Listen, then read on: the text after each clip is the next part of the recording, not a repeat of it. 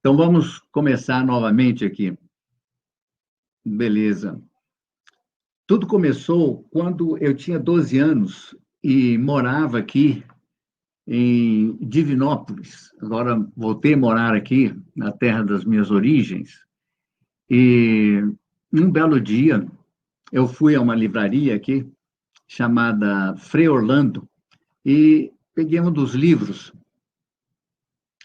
E esse livro chamava-se... Tá ótimo, obrigado, Regina. E esse livro se chamava O Poder do Pensamento Positivo, escrito por Norman Vincent Peale. E eu me interessei por esse livro, e como eu tinha costume, eu gostava muito do cheirinho de livro novo. Então, eu cheirei o livro, dei uma olhada e fiquei muito interessado. Fui até a loja do meu pai, pedi dinheiro para comprar o livro, e eu posso imaginar, né, o orgulho do meu pai de ter um filho que estava interessado em ler um livro que não fazia parte do currículo escolar. E, ao ler o livro, eu aprendi o seguinte, que a gente pode pegar citações bíblicas e inspiracionais que trazem a motivação para nós, citações que podem nos ajudar a manter um foco positivo. Então, por exemplo, uma citação como eu sou o caminho, a verdade e a vida. Uma das passagens nas quais Jesus se revela como o caminho, a verdade e a vida. Então, se a pessoa estiver aí esperando numa fila de um banco, ou esperando para ser atendida por um médico, boa tarde, Miriam, acabou de entrar, a gente pode repetir essa frase para manter a mente focada em algo positivo. Um outro exemplo, por exemplo, que eu posso dar é o daquela frase que diz o seguinte: peça e você vai receber, busque e você vai encontrar, bata na porta e a porta vai se abrir. Seja bem-vinda, Miriam. E então com essas frases eu fui cada vez melhorando mais o meu desempenho, tanto na escola quanto nos meus relacionamentos. Eu passei a ser uma pessoa muito mais positiva. Deu muito resultado. Eu podia ver isso, mesmo tendo apenas os meus 12 anos de idade.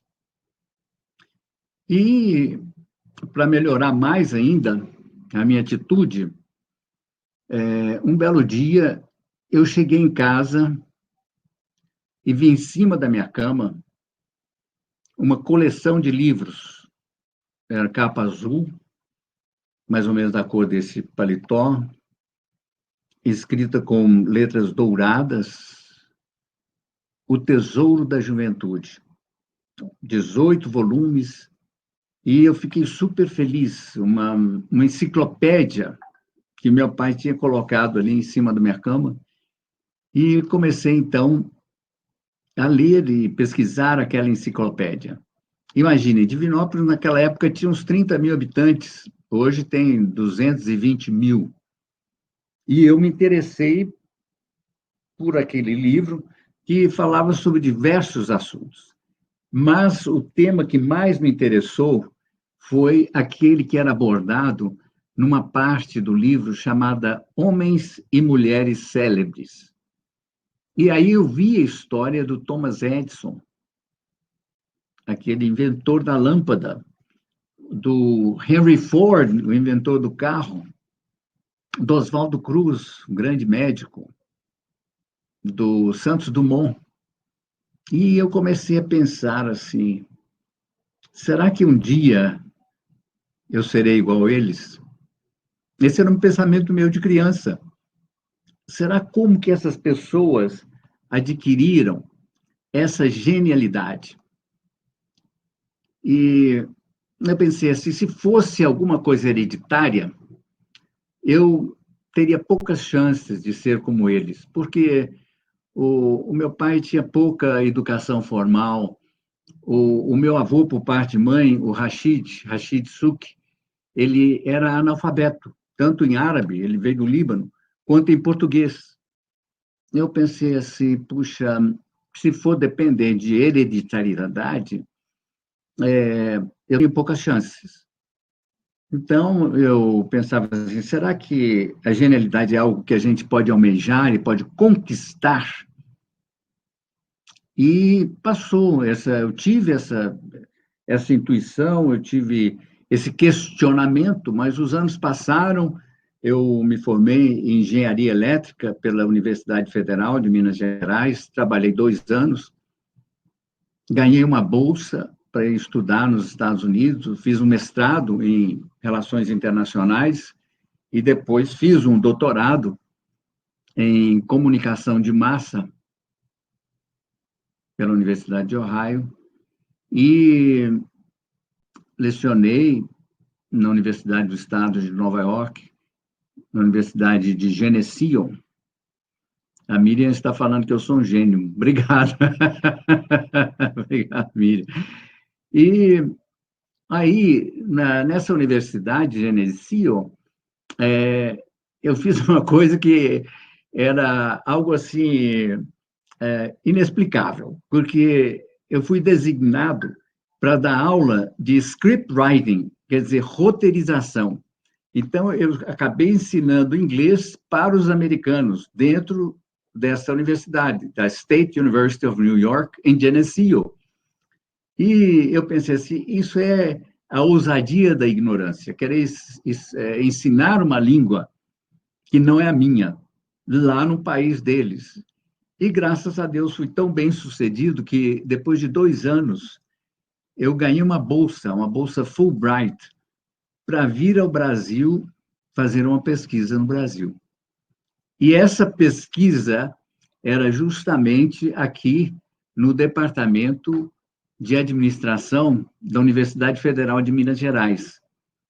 E eu passei a dar aulas de métodos de pesquisa.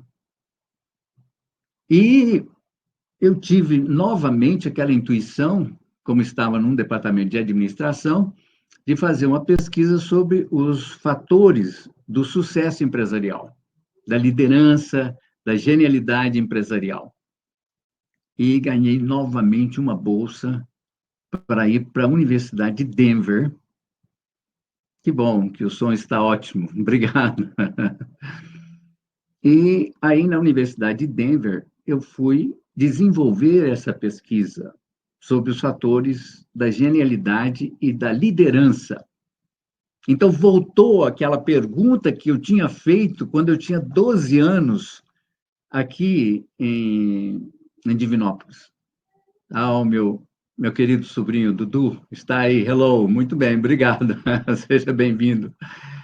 E, então, eu comecei a pesquisar sobre os fundamentos da genialidade.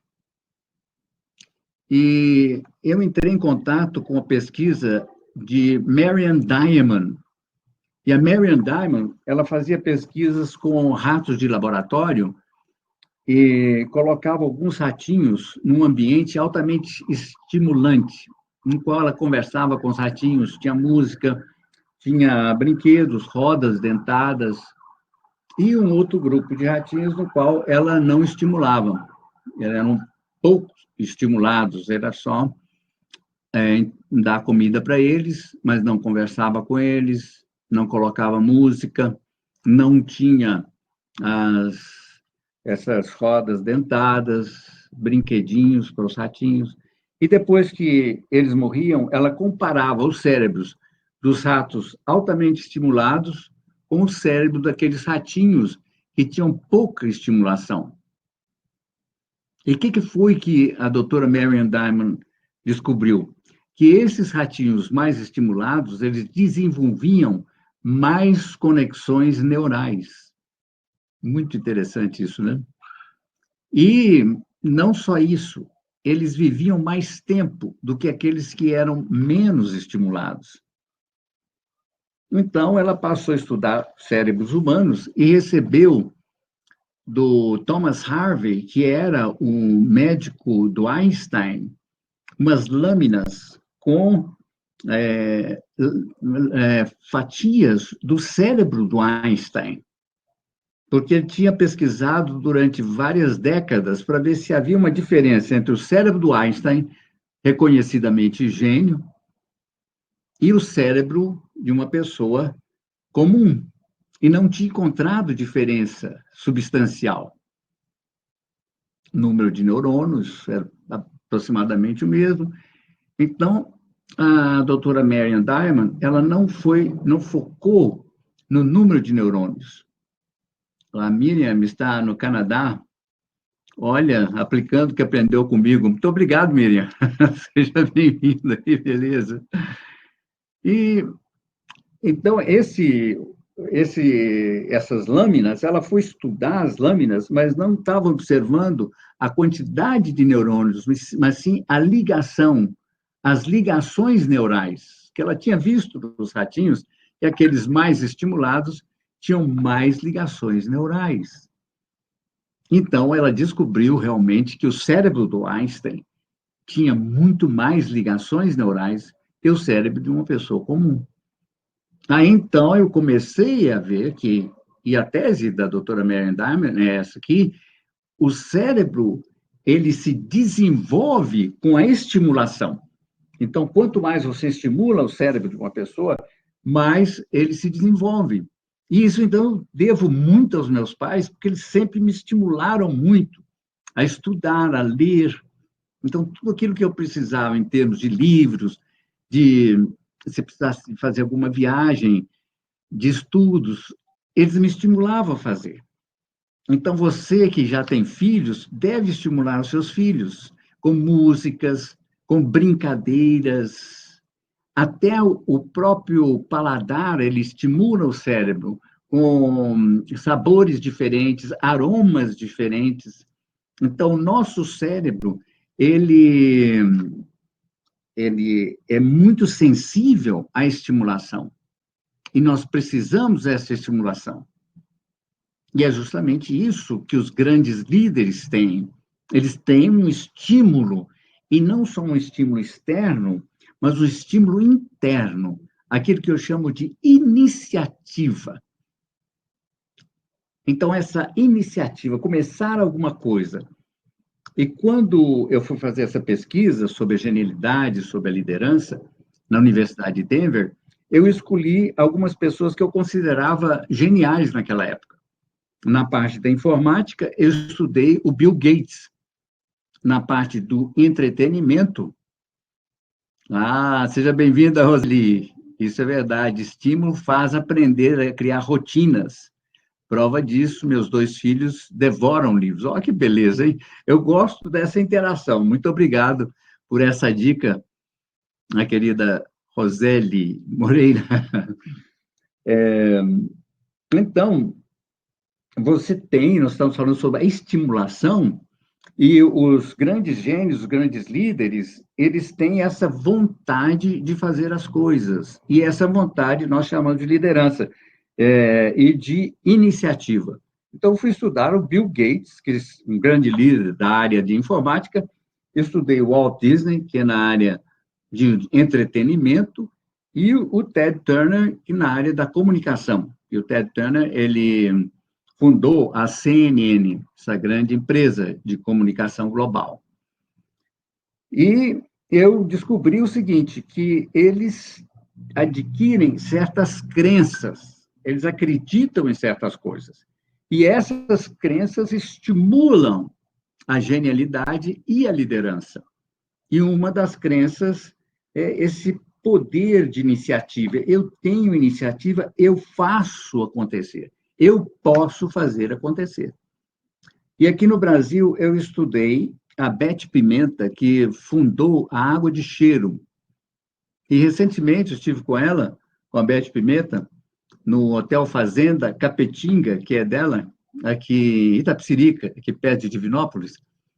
E ela é um verdadeiro dínamo, embora ela já tenha vendido a Água de Cheiro. Eu achei interessante ela dizer assim: Deus sempre me ajuda. É uma crença fortalecedora. Igual, por exemplo, aquelas crenças que eu adquiri quando era criança. Peça e você receberá. Busque, você encontrará. Bata na porta e a porta se abrirá. Então, procure criar dentro de você crenças fortalecedoras. E para a iniciativa, nós temos essa que é fortíssima, né? Eu faço acontecer. Eu não vou depender do tempo, não vou depender da situação econômica, mas eu vou fazer acontecer. Vou até controlar o nosso tempo aqui, porque o tempo passa rápido, né? Quando a gente está falando de coisas boas, né? Mas, para a iniciativa, nós temos essas duas crenças. Eu faço acontecer e eu assumo responsabilidade por tudo aquilo que me acontece. E eu vi que essas pessoas que eu estudei, o Bill Gates, o Walt Disney, o Ted Turner, lá nos Estados Unidos, e aqui no Brasil, a Beth Pimenta, da Água de Cheiro, eu estudei também o comandante Rolim, da TAM, e o Salim Matar, da Localiza. E o Salim está bastante ativo, né? Um secretário da privatização no nosso governo atual, né? E muito bem, Dobson, boa tarde, me chamando de pai do otimismo. Que maravilha, hein? Muito obrigado, querido. Seja bem-vindo, Dobson. A Miriam também me respondeu aqui, eu que agradeço. Muito obrigado, hein? Então, com relação a esses líderes, tanto lá nos Estados Unidos, da Microsoft, da Walt Disney Corporation, da CNN, quanto a Beth Pimenta, da Água de Cheiro, o comandante Rolim, da TAM, e o Salim Matar, da Localiza, eles desenvolvem essas crenças. Eu faço acontecer. Eu assumo a responsabilidade por tudo que me acontece. Isto pode se resumir como ter a iniciativa. Então, quando você inicia um negócio, você precisa acreditar em você mesmo. O Evandro também, seja bem-vindo, Evandro, que maravilha. Eu vou depois contar a história do Evandro, que assistiu um dos meus seminários, eu acho que já uns 30 anos atrás, e hoje é um empresário altamente bem-sucedido, aqui em Divinópolis. Mas eu vou deixar a história do Evandro para o final, né, Evandro? Muito obrigado. E então nós temos a iniciativa. Essa é uma das características do gênio. Outra característica é que o gênio ele tem um foco concentrado, que eu resolvi chamar de missão impossível. O Bill Gates ele tinha uma missão impossível. A missão era colocar um computador em cada mesa do escritório e em cada casa. Um computador. Na época dele, isso era um sonho impossível. E o Walt Disney, o sonho do Walt Disney era com que todas as pessoas soltassem gostosas gargalhadas, não só nos Estados Unidos, mas em todo o mundo. E eu já fiz um teste por todo lugar que eu viajo, por todos os países, quando eu vou dar uma palestra, eu pergunto às pessoas: tem alguém aqui que, em sã consciência, pode dizer que não foi influenciada por um filme Disney? Até agora ninguém levantou a mão. Então, aí vocês têm uma noção da dimensão da influência Disney nas pessoas. E essa era a missão dele. A missão do Ted Turner era eu não vou descansar até que todos os problemas da Terra sejam resolvidos, seja os problemas do sem-teto, seja o problema da AIDS. Então, quer dizer, ele vai trabalhar sempre, né? E nós temos, então, essa questão do foco, que o foco, ele faz com que as coisas com as quais nós estamos trabalhando ou focando, que elas cresçam. Então, se você tem um foco altamente positivo, por exemplo, a minha missão é inspirar otimismo. E eu vejo aqui, que o Dobson disse que eu sou o pai do otimismo no Brasil. Que bom, né? Porque a minha missão é inspirar o otimismo. Então, à medida que você vai focando numa coisa, aquilo vai crescendo dentro de você. Outra coisa a respeito da missão impossível é uma crença de que o nosso futuro ele está sendo criado neste exato momento. Então, eu estou criando o meu futuro agora, falando com você, pensando em coisas positivas, falando qual é a minha missão para vocês, declarando a minha missão.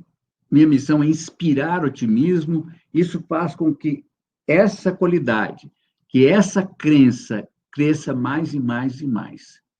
A crença do Bill Gates era, e acredito que ainda deva ser, é que cada dia que passa eu me torno mais e mais inteligente. Isso é uma coisa muito boa, né? Cada dia que passa eu me torno mais e mais inteligente. O que acontece com as crenças? A crença não precisa ser verdade. Basta que você acredite que ela se torna verdade. Então, ela se torna verdade pela sua fé. Por isso é tão importante nós termos fé nessas declarações bíblicas, como, por exemplo, né? Se eu pedir, eu vou receber. Se eu buscar, eu vou encontrar. E se eu bater na porta, a porta vai se abrir. Então, à medida que você vai acreditando, você vai se tornando naquilo que você acredita. Por isso que é muito importante ter crenças positivas. E sempre depois de uma frase como eu sou, você deve colocar coisas positivas. Eu sou uma pessoa inteligente, eu sou uma pessoa agradável, eu sou uma pessoa otimista. Muito obrigado, Newton. Prazer em conhecê-lo. O otimismo é fator importante na realização de algo. Exatamente, Newton. Então, esses grandes líderes, eles são guiados pela iniciativa, pela missão praticamente impossível. Eu lembro uma vez assistindo uma palestra do Salim Matar, que é o dono, fundou e hoje ainda faz parte do conselho administrativo da Localiza, que é, fora dos Estados Unidos, a maior rede de aluguel de carros fora dos Estados Unidos, dizendo assim que jamais sonhava que ia chegar àquele ponto. Então, a missão, se ele tivesse visto onde é que ele ia chegar, ele talvez pensasse isso aí é impossível, né? Ter tantos carros, milhares de carros, né? E a influência que a empresa tem. E ele, atualmente, tendo uma influência no governo brasileiro, né? A terceira chave da liderança e da criatividade, da motivação, da liderança e da genialidade é a criatividade. Então, primeiro, iniciativa, a segunda, missão, missão impossível, a terceira, criatividade. E a criatividade é baseada na seguinte crença: a minha conversa interna cria o meu mundo. A minha conversa interna cria o meu próprio mundo. Sobre o que é que você está conversando nesse momento? Sobre o que você conversa mais dentro de você? Você conversa sobre coisas positivas, sobre possibilidades futuras, ou você foca mais a sua atenção nas reclamações, nos desafios, nas tristezas? Em que você mais foca a sua atenção é a sua conversa interna. Então, a nossa conversa interna, que nós não deixamos de ter o tempo todo, nós estamos conversando com a gente mesmo, né? Ela cria a nossa realidade. Então, à medida que você vai conversando sobre alguma coisa, ou sobre você mesmo, você vai criando uma realidade. Mais uma vez, então, volto àquele livro que eu vi na infância, quando eu tinha 12 anos, que do poder do pensamento positivo. E aquilo que você repete para você, você se torna. Então, aquela fé, aquela crença positiva. Isto é importantíssimo, porque você cria a sua realidade a partir dos seus pensamentos, a partir daquilo que você fala, você expressa, a partir daquilo que você sente e a partir daquilo que você faz. Então, tudo começa com o seu pensamento, que é esse diálogo interno. Então, procure prestar atenção naquilo que você está pensando atualmente. Muito legal, né? E ainda sobre a criatividade. Se eu mudar para melhor, o mundo muda para melhor. E eu vi as pessoas falarem sobre isso, né? Se eu mudar para melhor, que o mundo também muda para melhor. E eu pensava, mas como? Como que o mundo muda se eu mudar? Isso é uma coisa assim meio ilógica, né? E à medida que eu fui estudando, eu fui percebendo o seguinte, que quando nós vamos adotando mais uma atitude positiva, uma atitude otimista, à medida que nós focamos mais no otimismo, numa força positiva que sai de dentro de nós e de uma fé inabalável em Deus, à medida que nós estamos ficando mais e mais positivos, acontece isso. Você começa a identificar no mundo coisas melhores, mais positivas, independente dos desafios que você está tendo que enfrentar. Vamos supor, você está tendo que ficar em casa. Então, nesse ambiente no qual você fica em casa, você pode ler mais, você pode se dedicar mais à oração, ao cultivo da espiritualidade. Então, usar mesmo os desafios para aumentar a sua criatividade. E muitas empresas estão usando a internet para poder fazer as suas vendas. Ontem mesmo eu entrei numa livraria, na livraria São Marcos, aqui em Divinópolis, e perguntei como estão as vendas nesse período de isolamento. Vocês estão conseguindo sobreviver bem a essa crise? Ele falou, não, a maioria das nossas vendas está sendo feita através da internet. Eu vi pilhas e mais pilhas de livros lá sendo embrulhados para ser enviado para as pessoas. Quer dizer, eles estão usando o quê? A criatividade. Quer dizer, eles mudaram para melhor e o mundo começa a mudar, mesmo dentro de uma situação de grande desafio na qual estamos, né? Porque as lojas aqui estão abrindo, a livraria está abrindo na terça, na quinta e no sábado. Então, eu digo, na segunda, foi ontem que eu estive lá, segunda, quarta e sexta. E outras lojas, com outros artigos, abrem na terça, na quinta e no sábado. Então, estão revezando. E ele usou, então, a criatividade. E várias outras empresas estão usando a criatividade para vencer esse grande desafio no ambiente no qual as pessoas estão ficando em casa, estão fazendo mais compras pela internet. A quarta chave é a chave da comunicação. Então, o grande líder é o líder que se comunica. E quanto mais estudamos a comunicação, mais nós aprendemos que a comunicação, ela parte da escuta. Tanto que o primeiro mandamento que Deus passou para o povo judeu foi Shema Israel, escute Israel. Esse é o primeiro mandamento, escutar.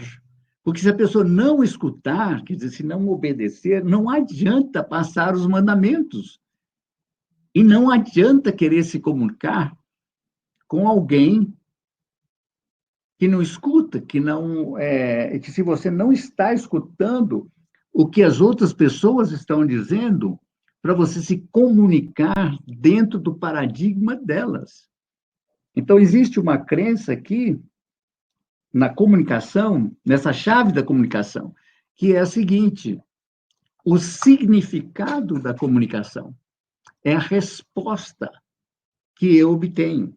o significado é a resposta. Eu vou dar um exemplo. Muitas vezes as empresas, elas fazem grandes campanhas de marketing bem estudadas, e mas não dá certo.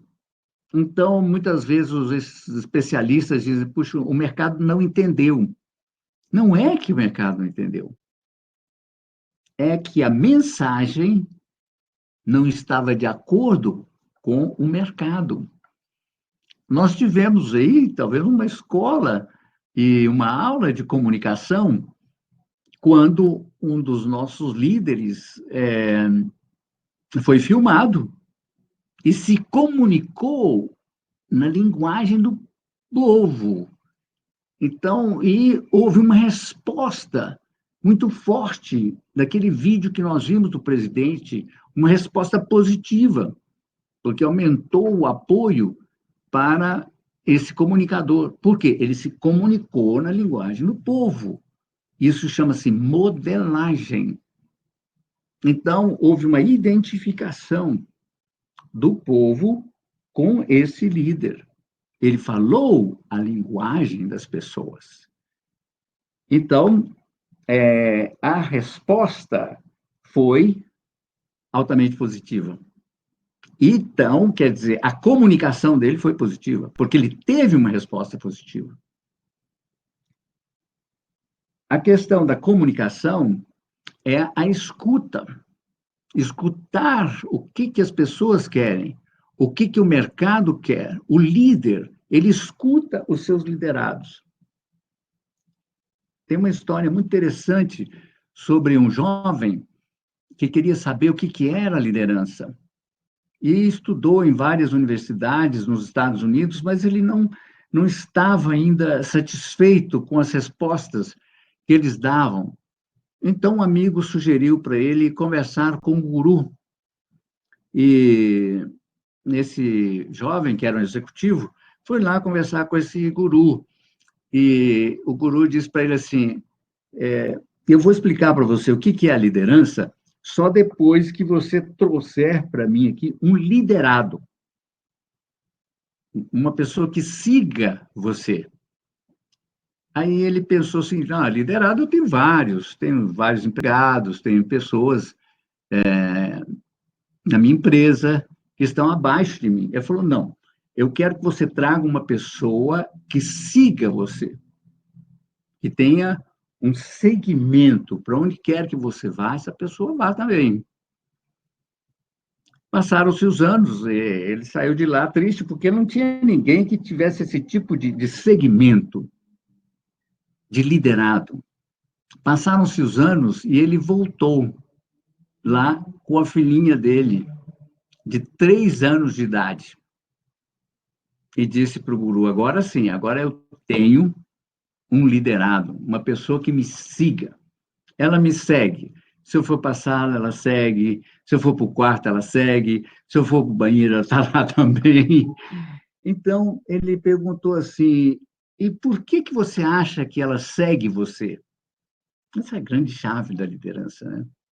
E ele disse, pensou bem, porque ela me ama. E o guru, então, perguntou para ele: e por que é que ela ama você? Porque eu a amo. Essa é a essência da liderança. Esse amor por aquilo que você faz e pelas pessoas as quais você lidera.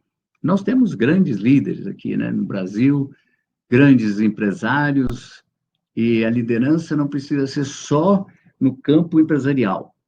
Nós temos a irmã Dulce, que é reconhecidamente uma das maiores lideranças que nós já tivemos no Brasil, em termos de caridade. Até o próprio escritor, né, Paulo Coelho, disse que já foi extremamente beneficiado pela irmã Dulce, que uma vez estava perdido lá e não tinha dinheiro, lá em Salvador, para voltar para casa, e foi lá na irmã Dulce, e ela providenciou uma passagem de Salvador para o Rio, para o Paulo Coelho, que depois tornou-se esse grande escritor, né? Então, o amor faz milagres, não é? Nós tratamos, então, da comunicação. Então, lembre-se, a comunicação é escuta, é esvaziar-se e sempre pesquisar os resultados que você está tendo para ver se realmente eram os resultados que você almejava. E se não forem, você muda o seu esquema de comunicação. E o importante para comunicar com as pessoas é saber que a comunicação vem em 3 níveis fundamentais, que é através da visão, você pode mostrar imagens. Então, eu estou aqui, na hora que eu conto as histórias para vocês, vocês passam o filme. Isso é comunicar-se através de imagens, o que Jesus fazia muito, contava histórias. Eu não estou passando o filme aqui, mas você está vendo os filmes dentro da sua mente, à medida que eu vou contando as histórias. E, então, isso através do visual, também através do som. Eu estou pronunciando palavras, eu estou me comunicando através do som. E também através da sensação, é o movimento, é um abraço que eu dou a cada um de vocês, mesmo não estando perto, através de toda essa movimentação, através do meu movimento corporal. Então, são essas 3 dimensões. Por isso é que Jesus disse: se você quer alguma coisa, peça. Então, você utiliza o som, peça. Busque, quer dizer, você cria a imagem. Você vai buscar, quando você está procurando um livro na prateleira, você faz a imagem daquele livro. Você não faz a imagem de uma caneta, mas a imagem daquele livro que você está procurando. Isso é buscar.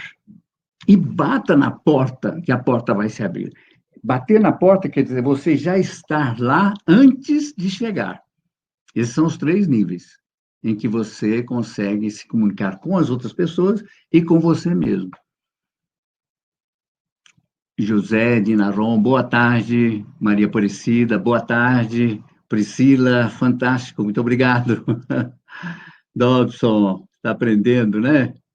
É eu que aprendo com você, Dobson. Muito obrigado, hein? Pela presença. A Regina está aqui. Muito obrigado. E depois da comunicação, a outra chave que eu gostaria de refletir com vocês é a da ação eficaz. Então, tudo isso seria em vão se não houvesse a ação. Por exemplo, a iniciativa, a missão, a criatividade, a comunicação. Essas chaves, elas não funcionariam se nós não tivéssemos a ação. Mas a ação deve ser eficaz, quer dizer, a ação direcionada para a missão. Então, essa ação aqui que eu estou fazendo hoje, conversando com vocês sobre a liderança e a motivação, é alguma coisa que tem a ver com irradiar otimismo? Tem. Então, é importante. Tudo aquilo que se relaciona com a sua missão é importante. Então, antes de dar essa palestra, né, conversando com minha esposa, a Rejane, ela disse: boa sorte, e que você também, através da sua apresentação, você evangelize. Porque evangelizar, o que é? É fazer com que as pessoas se sintam melhor, com que as pessoas acreditem mais naquela força que vai muito além delas, que é a força sobrenatural de Deus. Então, aí está a questão da ação eficaz. Muitas vezes, a pessoa em si não consegue a realização daquilo que ela quer, ela sozinha. Como a Beth Pimenta, que fundou a Água de Cheiro, realmente me disse ali no Hotel Fazenda Capetinga, ela me disse que Deus sempre ajudou. E quando ela precisou de vender essa grande empresa, que é a Água de Cheiro, em 2009, que Deus providenciou. Então, não só providenciou a criação de uma grande empresa, de uma grande franquia, que se estendeu por todo o território, mas também providenciou a venda dessa franquia. Então, essa crença em Deus que nos acolhe, que nos fortalece. Muito importante. Importante é aquilo que tem a ver com a minha missão. Então, a minha missão é inspirar o otimismo, inspirar a fé em você e em Deus. Porque, na maioria das vezes, nós sozinhos não conseguimos. Nós temos realmente que colocar o joelho no chão, principalmente nesses períodos de grandes desafios pelos quais nós estamos passando, como uma sociedade em geral, né? Então, depois da ação eficaz, vem a energia, energia infinita. As pessoas dizem, onde eu vou buscar energia? Energia é motivação. Energia é paixão pelo que você faz. Lembre-se de quando você se apaixonou. A energia que você tinha. A geração de energia. E o líder é assim. Ele se apaixona por aquilo que ele faz. O comandante Rolim, por exemplo, ele falou que ele preferia o perfume da gasolina de avião ao perfume, esses perfumes mais caros, como um Chanel, por exemplo. Ele falou que, desde criança, ele ia no aeroporto para sentir o perfume da gasolina de avião e também sentir aquela brisa da hélice dos aviões, naquela época, teco-tecos, né? Então, já desde criança que ele tinha essa vocação. Então, descubra a sua vocação. E, por último, a energia infinita também, né? A energia infinita inclui alimentação, respiração e exercício físico, fundamental. Hoje de manhã eu já fiz a minha caminhada. Já tomei sol, aumentando, né, o nível de vitamina D no meu organismo, fortalecendo o meu sistema imunológico. Algumas pessoas têm motivação, paixão pelo que fazem, mas não cuidam da saúde. E isso aconteceu com o nosso querido Walt Disney, que faleceu com 63 anos, porque ele fumava, quer dizer, não tinha cuidado com... o Dudu vai pegar uma bolsa aqui, né, Dudu?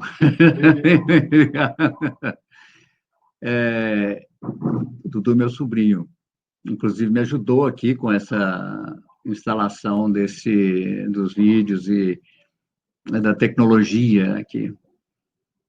Então, nós estávamos falando justamente da saúde, de cuidar bem da saúde.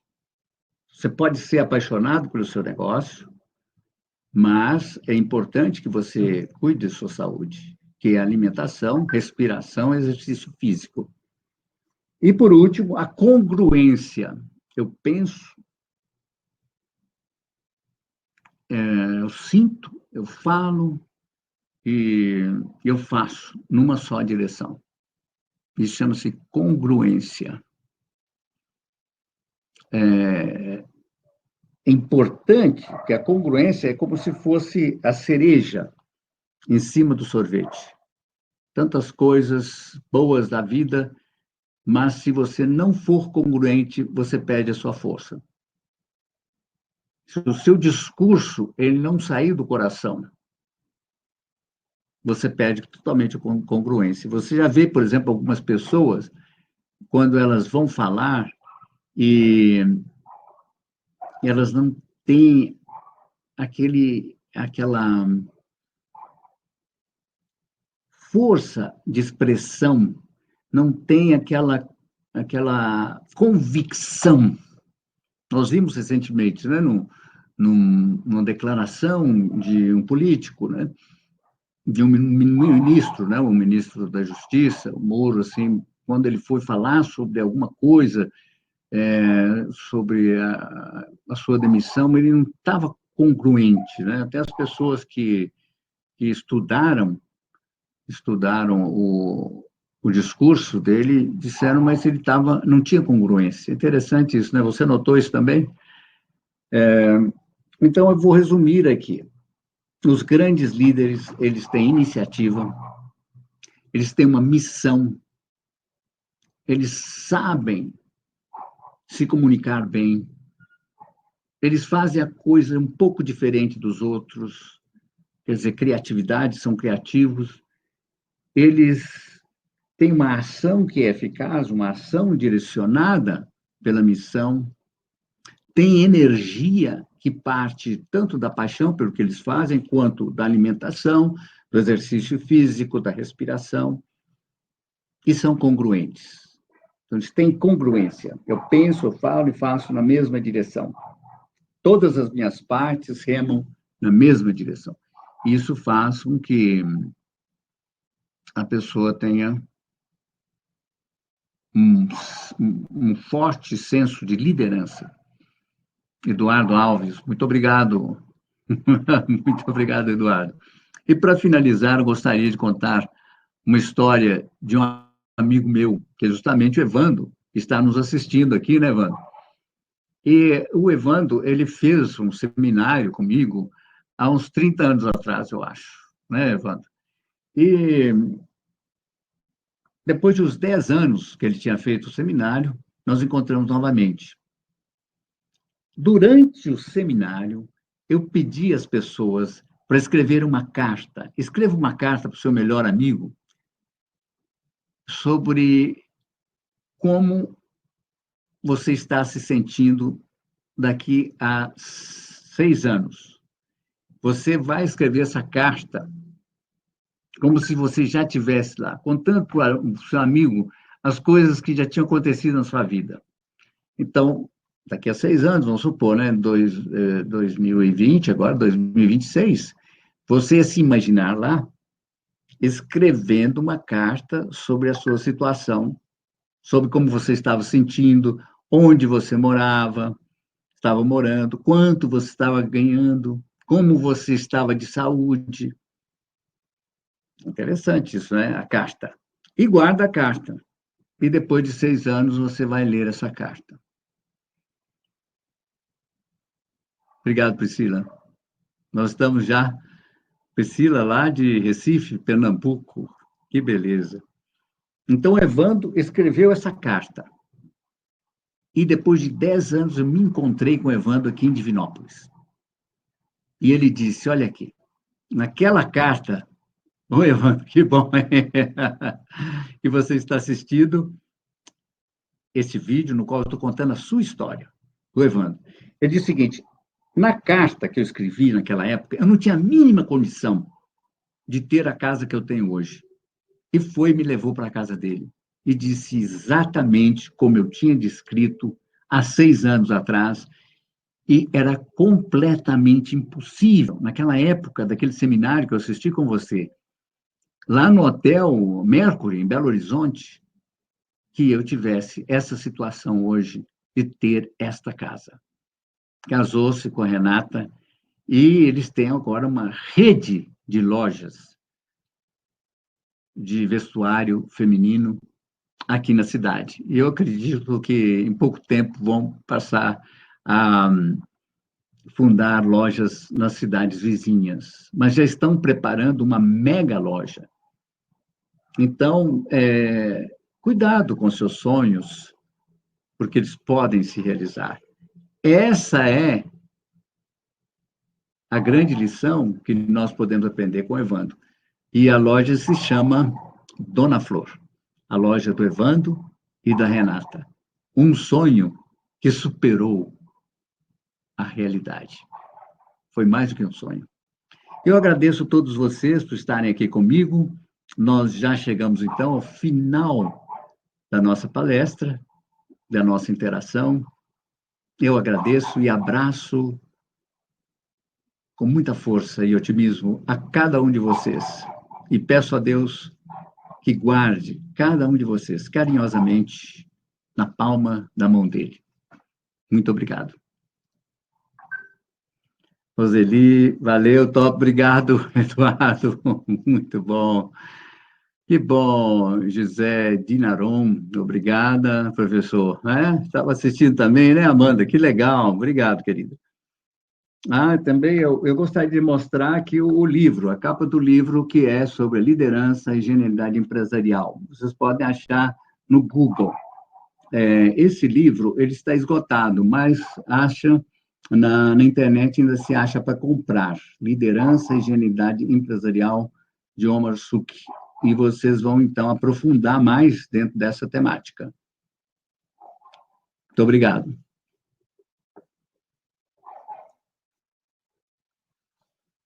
Tchau.